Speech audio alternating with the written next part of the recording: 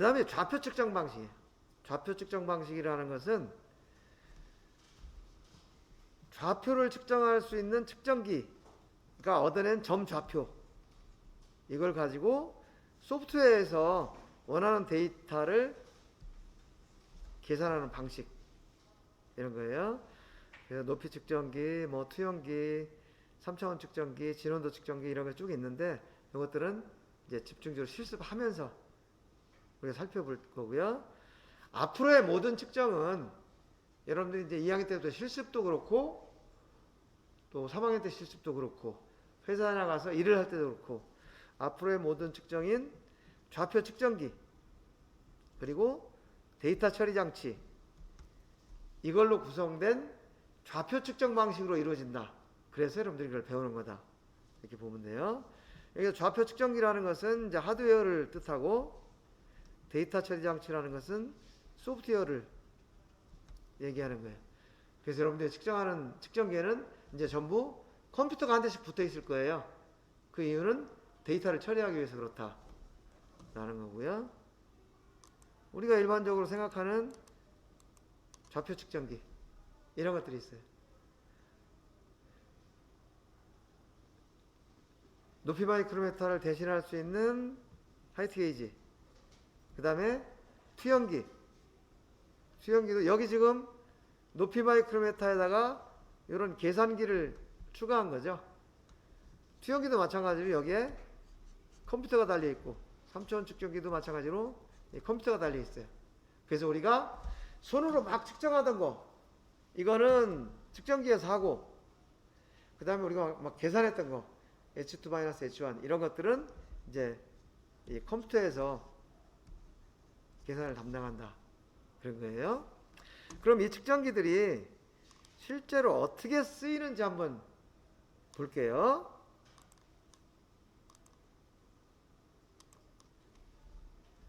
이거는 진온도라는 걸 측정하는, 원이 얼마나 동그랗게 가공됐나 하는 걸 재는 측정기예요.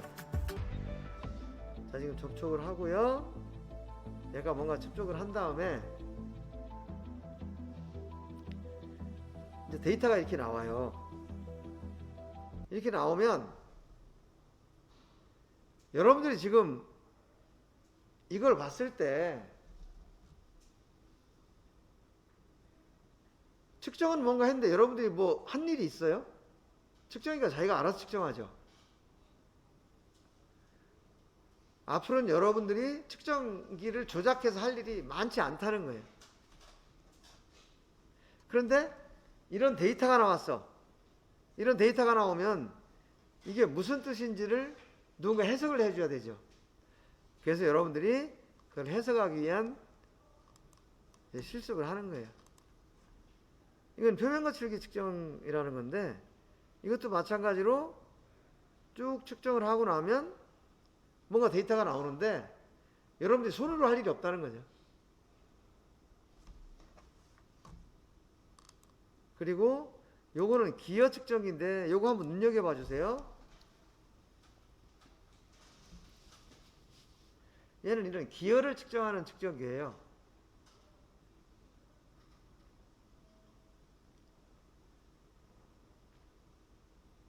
지금 기어를 이렇게 측정을 하고 있어요. 그런데 얘가 기어만 측정을 하는 것이 아니고, 아까 진원도 측정기에서 얼마나 원이 동그란가 측정한다고 그랬죠? 그것도 여기서 또 같이 측정을 해요. 진원도도.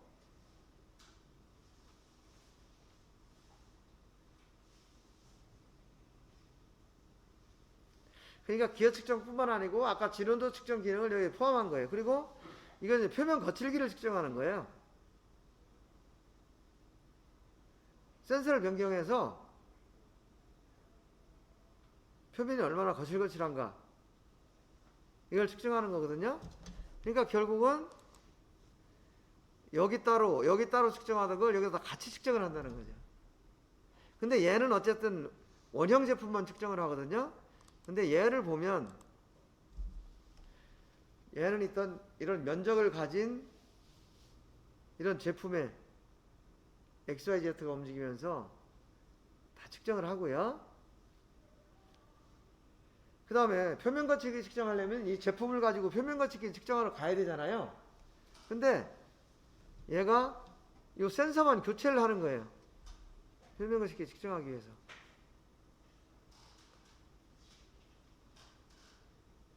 여기서 보시면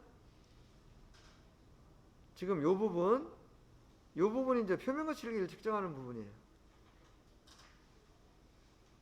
요 촉침이 지금 이쪽으로 이동하면서 측정을 하는 거거든요. 마찬가지로 요 촉침이 이동하면 측정을 하고. 그래서 이런 식으로 치수뿐만 아니고 표면 거칠기도 측정을 해서 이제 데이터를 출력을 한다는 거죠. 그 다음에 회전 테이블이라는 게 붙어 있어서 뭐 진원도도 측정을 하고 평면도도 측정을 하고 또 이런 기어도 같이 측정을 하는 거예요. 그래서 요즘은 이제 각각 따로따로 전문적으로 측정을 하고 분석을 하기도 하지만 일반적인 것들은 한 시스템에 전부 모아서 측정을 하는 쪽으로 지금 발전하고 있다라는 것들 여러분들이 아셔야 되고, 그러면 여러분들이 이런 측정기를 프로그램을 하고 관리를 하고 하려면 벌써 진원도라는 거 알아야 되죠. 표면 거칠기라는 거 알아야 되죠. 3차원이라는 거 알아야 되죠. 기어라는 거 알아야 되죠. 그래서 그런 것들을 이제 2학년 때, 3학년 때 공부를 하는 거다. 이렇게 이해를 하시면 되겠어요.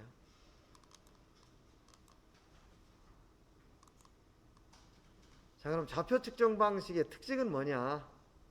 복잡한 제품도 간단하게 측정할 수 있다.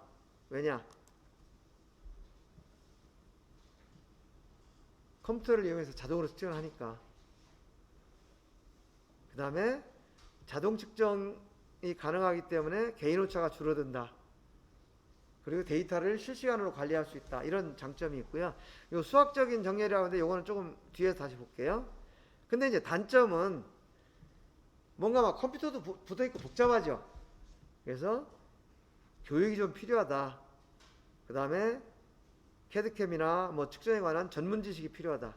그리고 이 측정기를 잘 관리하기 위해서 환경이 필요하고 측정기가 좀 비싸다 하는 단점이 있는 거죠.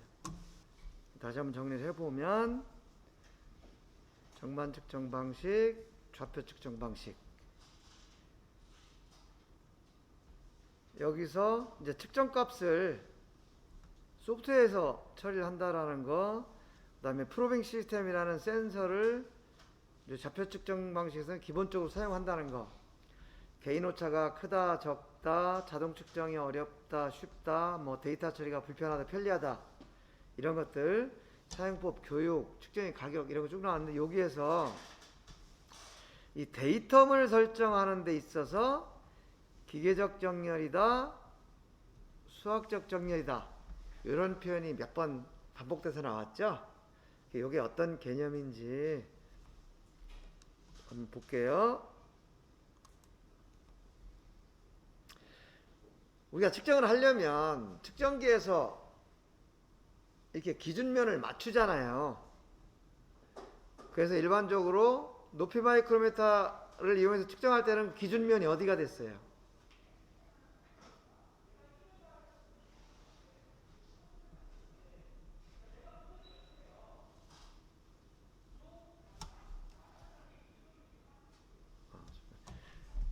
높이 마이크로미터 이용해서 측정할 때 기준이 어디였어?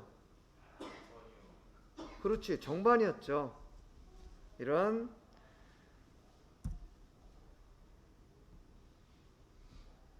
정반 위에다가 높이 마이크로미터도 놓고, 그죠?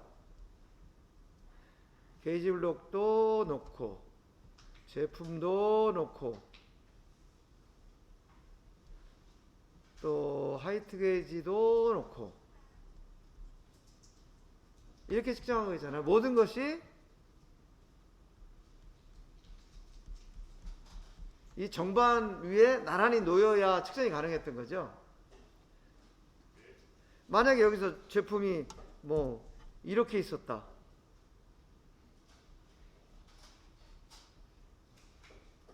이렇게 있으면 이거는 측정이 안 되는 거였죠.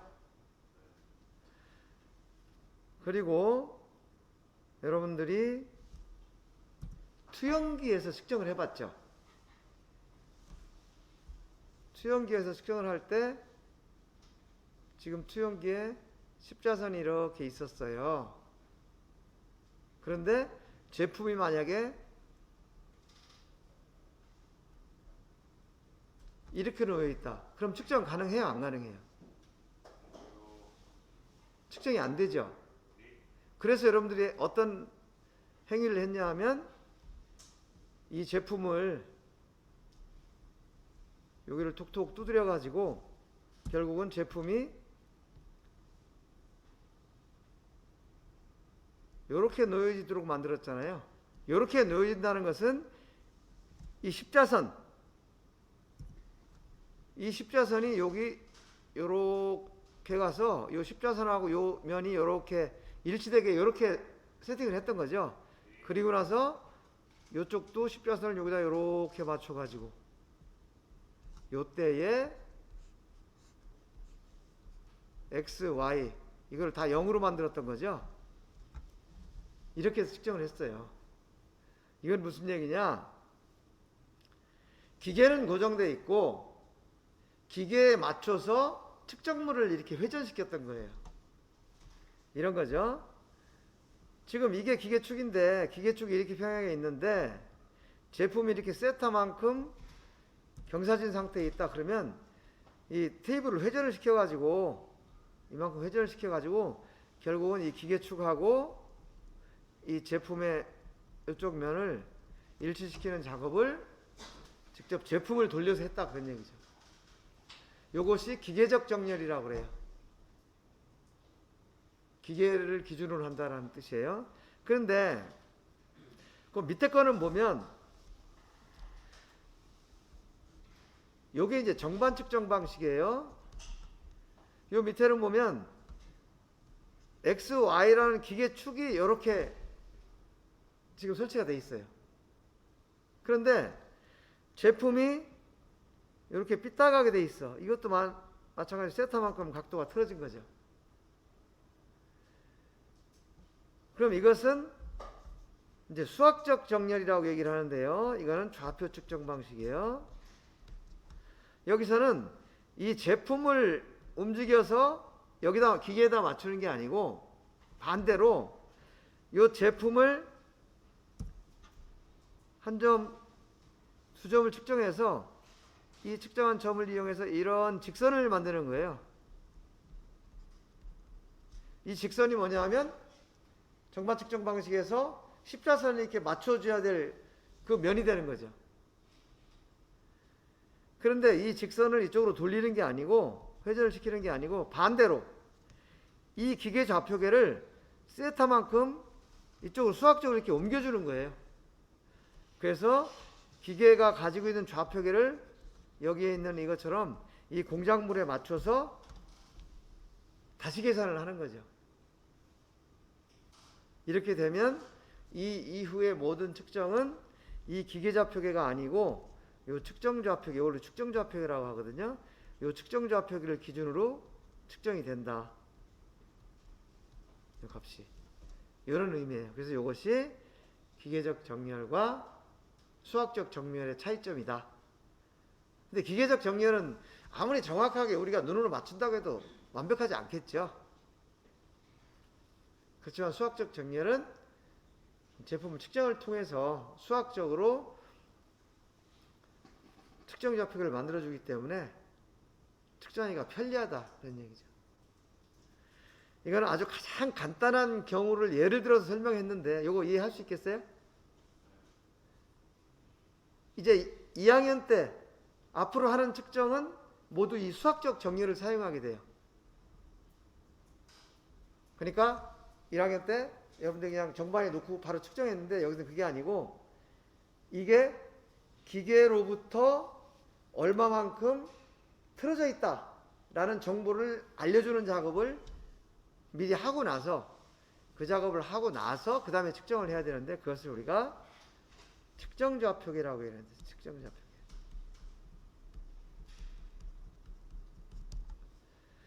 그러면 기계좌표계하고 측정좌표계 어떤 차이가 있느냐? 자, 예를 들어서 이렇게 한번 볼게요. 이게 기계좌표계야. X, Y. 그런데 제품이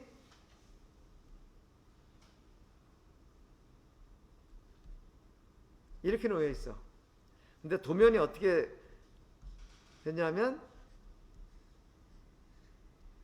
이렇게 됐는데 여기서부터 여기까지가 10, 여기서 여기까지가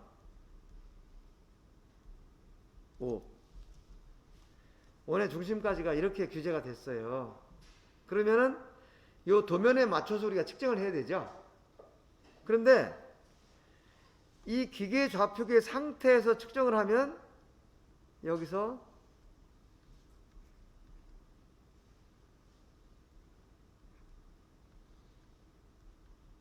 이 값이 측정이 되는 거죠. 그러면은 우리가 원하는 값을 측정하는 게 불가능해요. 그래서 어떻게 하느냐? 측정기에서 좌표 측정기에서 요 두 점을 이렇게 측정을 해줘요. 그러면 요 두 점을 연결한 요런 직선을 만들어. 요게 X축. 그 다음에 여기다 한 점을 측정을 해주면 요 X축에 수직이면서 요 점을 지나는 요런 Y축이 생겨요. 여기가 원점이 되죠. 이 상태에서 이 원을 측정을 하면 여기에서 요 값, 여기에서 요 값, 이렇게 측정이 되는 거죠. 그래서 이 측정좌표계라는 것을 반드시 설정을 해주고 측정을 해야 이 제품이 이 도면에 맞게 데이터가 비교가 된다. 그런 의미죠. 이런 개념이 있다 정도만 우리 알아두면 될 것 같아요. 자, 지금 우리가 얘기한 게 계속 좌표를 얘기한 거예요. 좌표를 얘기했는데 이제 차원이라는 얘기가 나와. 차원. 여러분들 차원 하면은 어떤 느낌이 있다고 해요? 차원 하면 생각나는 단어. 네? 면. 뭐 점선 면 이런 거. 자, 차원 하니까 점, 선, 면 이런 게 생각이 났다. 이거는 한 번에 그냥 정답을 얘기한 것 같아요. 이거 말고 또 답이 여러 개가 있다고 그랬죠? 또 뭐가 생각나요? 그냥 이렇게 직감적으로 생각나는 거. 검정 마스크. 다 검정 마스크래? 초록색 티, 후드 티. 차원 하면 무슨 생각나? 어? 하하하하. 야, 아이 좀 편하게 생각해봐. 뭐 차원 하니까 그냥 점선면 생각나고 각도 생각나고 하면 이건 지극히 공학적인 사고방식이야. 좋은 거예요. 근데 이거 말고 우리가 차원 하면은 저거 차원이 나죠. 이런 표현 쓰죠. 차원이 나죠. 차원이 높아. 이런 얘기 쓰는데 거기서 차원이라는 거는 수준을 얘기하는 거예요. 수준. 차원이라는 데는 어떤 수준이라는 개념이 있어. 수준이 낮다, 수준이 높다. 이런 거.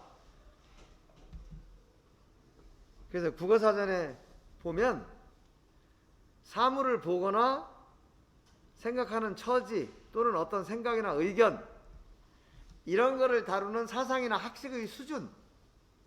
우리가 보통 저 레벨이 로우 레벨이야, 하이 레벨이야 이런 표현도 차원에 해당이 되는 거예요. 그리고 또 한 가지 차원은 공간 내에 점을 지정하는 데 필요한 좌표의 수. 이것을 차원이라고 그래요. 차원이라는 데는 수준, 레벨이라는 의미가 하나가 있고 또 하나는 좌표라는 의미가 있어요. 코디네이트. 앞에 여러분들이 말한 점선면 이런 거 얘기하는 것은 여기에 해당하는 거죠. 그리고 뭐 레벨이 높다 낮다 하는 수준은 이제 여기에 해당되는 거예요. 우리가 취급하려고 하는 차원은 이거예요. 이거. 그래서 2차원이다, 3차원이다. 근데 이것도 약간 추상적으로 쓰이죠.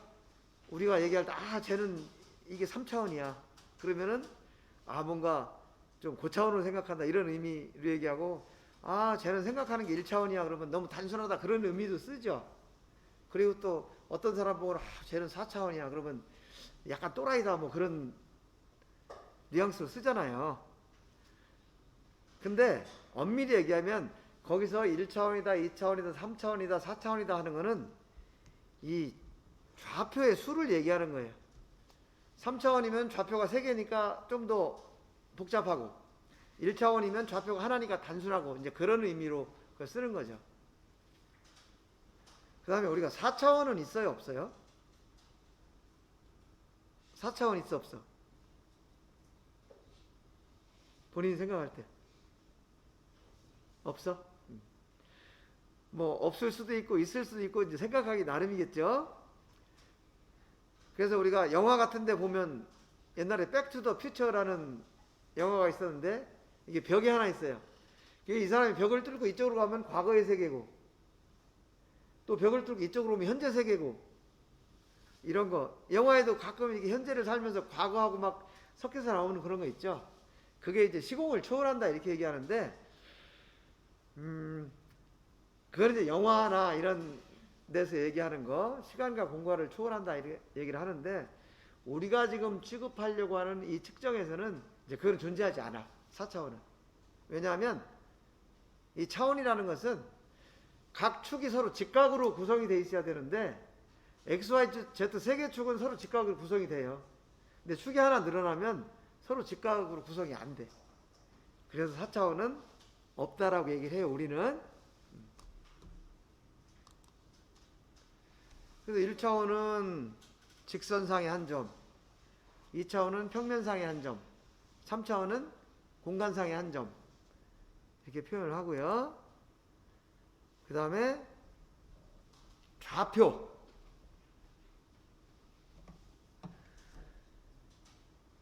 그런데 우리가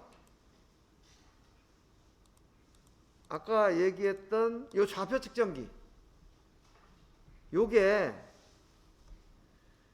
얘는 한 축만 있어요. 그냥 요거 1차원 측정기가 되는 거예요. 여러분들 사용했던 투영기는 X하고 Y 두 축이 있죠. X, Y를 측정했잖아요. 요거는 2차원 측정기가 되고 그 다음에 2학기 때부터 배울 3차원 측정기는 X, Y, Z 세 축이 다 있어요. 요거는 3차원 측정기라고 우리가 얘기를 하는 거예요.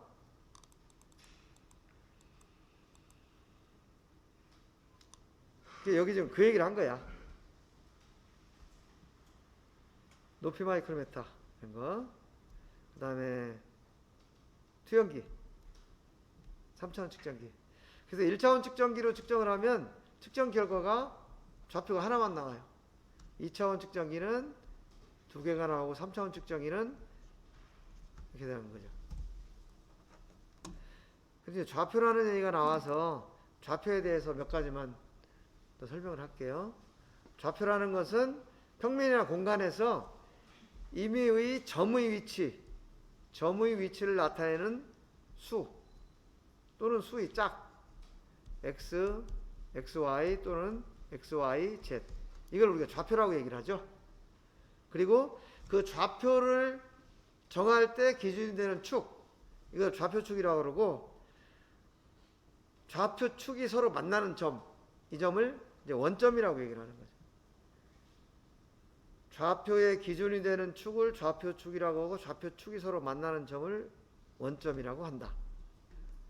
또는 1차원에서는 그러면 좌표축이 안 만나니까 원점이 없느냐? 그때는 원점이 아니고 그 좌표계의 기준 기준이 되는 좌표축의 한 점, 이것을 원점이라고 하는 거죠. 한 축만 있다 하더라도 우리가 요 점을 원점이다라고 지정을 하면 여기가 원점이 되는 거죠. 그래서 그거를 그림으로 보면 이게 좌표예요. 좌표 한 점을 표현하는 거죠. 여기 x, y, z 표현했죠. x축은 요 x축으로부터의 값이 x예요. x 좌표의 기준이 되는 측이 x축이죠.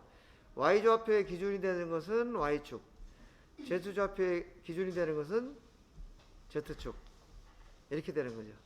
그래서 좌표축, 그 다음에 이 좌표축이 서로 만나는 요 지점, 이것을 원점이라고 한다. 이렇게 표현하는 거예요. 그리고 이거 전체를 이렇게 구성된 이 전체, 이걸 우리가 좌표 계라고 하죠. 계. 이 계는 시스템을 얘기하는 거죠. 지금 이 얘기가 그 얘기예요. 좌표계라는 것은 어떤 체계를 나타내는 거다 라는 거고요. 이 좌표를 표현하는 방식이 직교좌표계, 원통좌표계, 구좌표계, 이게 세 가지가 있는데 우리가 주로 사용하는 것은 이거예요. 직교좌표계하고 원통좌표계.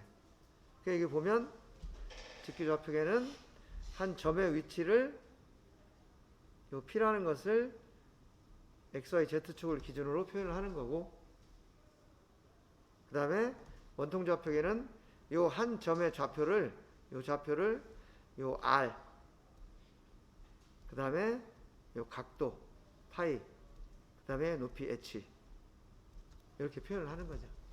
근데 직교좌표계가 됐든 구좌표계가 됐든 원통좌표계가 됐든 이것은 표현의 차이일 뿐이지 XYZ라는 이 세 축에서부터 계산된다는 거 똑같아요. 그래서 직교좌표계로 표현한 XYZ는 R, 파이, H, 이렇게 원통좌표계로 환산을 할 수가 있고, 또 R, 파이, H라는 원통좌표계도 XYZ 이렇게 직교좌표계로 변환할 수 있다 라는 거고요. 요거 한번 같이 해볼 거예요. 직교좌표계는 XYZ 각각의 축이 서로 직각으로 구성되어 있다 라는 거고요. 그 다음 여기 작업평면이라는 용어가 나와요. 이거는 무슨 얘기냐 하면 지금 이런 거예요. 이건 3차원 측정기를 표현한 건데, 이 축이 X축, Y축, Z축이 이렇게 있어요. 그럼 얘가 이제 좌표축을 이렇게 구축을 했단 말이에요.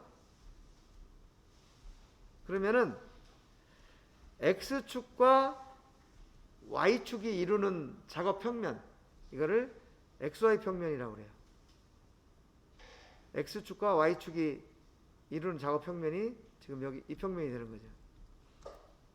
그 다음에 Y축과 Z축이 이루는 작업평면, 이거를 YZ 평면이라고 하고, 그 다음에 Z축과 X축이 이루는 작업평면, 이것이 ZX 평면이 되는 거죠. 그러니까 X축하고 Y축이 이루는 이 평면, 이게 이제 XY 평면이 되는 거고, Y축하고 Z축, Y축하고 Z축이 이루는 요면, 요게 YZ 평면이 되는 거고, 그 다음에 Z축하고 X축이 이루는 요 평면, 요것이 ZX 평면이 된다. 요렇게 이해를 하시면 될 것 같아요. 자, 좌표계하고 작업평면 이해할 수 있을까요? 예. 원통좌표계는 R, 파이, H. 그 다음에 이 각도가 나오면 방향이 이제 플러스냐 마이너스냐 이걸 결정을 해줘야 돼요. 요거는 그림을 보면서 얘기를 할게요. 그 다음 참고로 구좌표계라는 게 있는데, 구좌표계는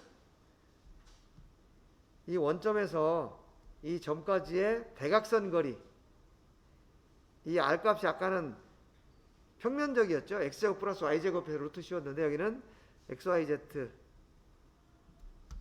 대각선 거리를 계산하는 거고, 이제 각도는 경사각, 회전각 하는 두 개가 나오는 거죠. 이걸 경사각이라고 그러고 이걸 회전각이라고 그러는데, 요거는 주로 이제 공간상에서 쓰고 우리 그 측정에서는 거의 사용을 안 해요. 그래서 참고로만 알아두시면 될 것 같고요.